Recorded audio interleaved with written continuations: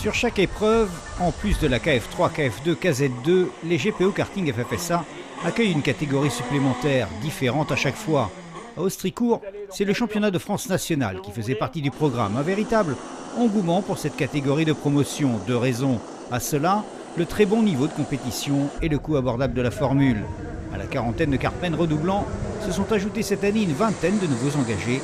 C'est donc plus de 60 pilotes qui se sont retrouvés au départ de la première manche de l'année. Le championnat de France national se déroule sur 3 épreuves. Aujourd'hui, nous assistons à la première des 3 manches de ce championnat à Austricourt, dans le cadre des GPO. Voilà, c'est un beau championnat. Nous avons plus de 60 pilotes inscrits et des pilotes qui viennent de toutes les régions et qui se sont qualifiés par leur championnat régional.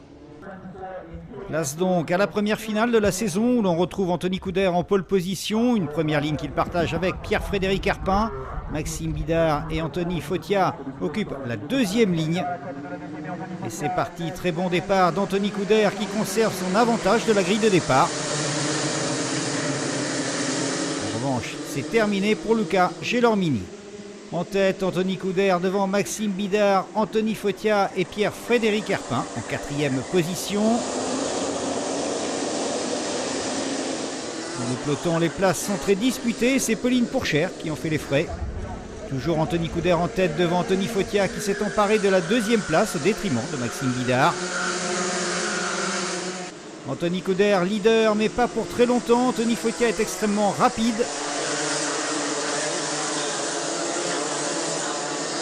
Et il passe Anthony Fotia, nouveau leader.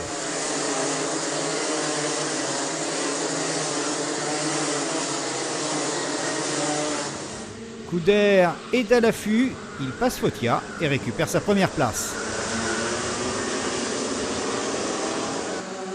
L'ordre va encore changer, Couder toujours en tête, mais c'est maintenant Maxime Bidard qui devance Anthony Fotia. Pierre-Frédéric Herpin est en quatrième position. Couder, Bidard, Fotia, Herpin, c'est pour l'instant le quatuor de tête.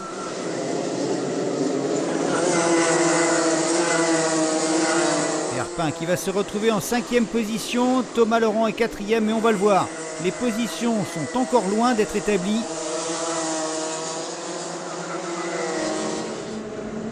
Entre Anthony Couder et Maxime Bidard, la bagarre fait rage, l'un après l'autre, les hommes se doublent. Alors qu'ici c'est Anthony Fotia qui va s'emparer de la deuxième position. Couder, Fotia, Bidard, Herpin, c'est totalement ouvert entre ces 4 hommes. Couder, Fotia, Fotia, Couder, on vous laisse apprécier, la bagarre est magnifique, les images parlent d'elles-mêmes.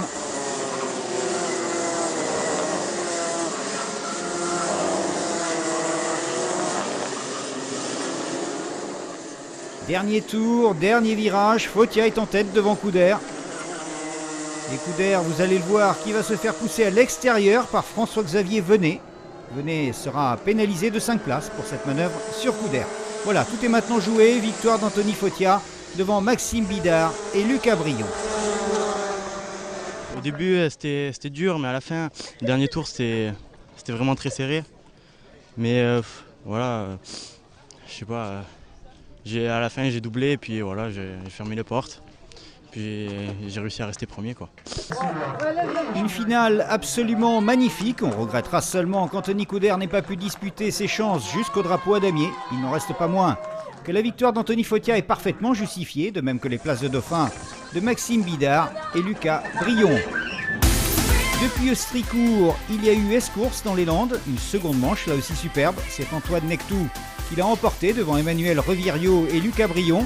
Lucas Brion a pris la tête du championnat de France national, mais il compte seulement 4 points d'avance sur Antoine Nectou.